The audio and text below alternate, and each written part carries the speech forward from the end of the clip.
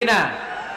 এজন্য রব্বুল আলামিন বলেন, আমি নারীদেরকে তৈরি করেছি লিতাসকুনু ইলাইহা, যেন পুরুষেরা স্ত্রীদের সংস্পর্শ যখন পায় পুরুষদের হৃদয়টারে প্রশান্ত করে দেয় কে? রব্বুল আলামিন বলেছেন খাদিজার জন্য জান্নাতে আমি এমন একটা ঘর বানিয়েছি যেই ঘরের মধ্যে কোনো বিশৃঙ্খলা নাই। খাদিজার জন্য জান্নাতে এমন একটা প্রাসাদ আমি বানিয়েছি যেই প্রাসাদের মধ্যে কোনো আওয়াজ নাই, কোনো কোলাহল নাই, কোনো বিশৃঙ্খলা নাই।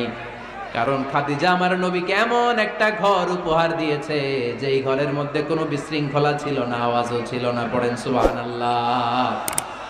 আল্লাহ রাসূল যখন সারাদিন কাফেরদের মাঝে কোরআনের দাওয়াত দিতেন, কোলাহল মারামারি জীবনের ঝুঁকি নিয়ে মক্কার কুরাইশদের মাঝে যখন দাওয়াত দিতেন, সব বিশৃঙ্খলা ঝামেলা গোলমাল শেষ করে রাতের বেলায় যখন খাদিজার ঘরে বিশ্ব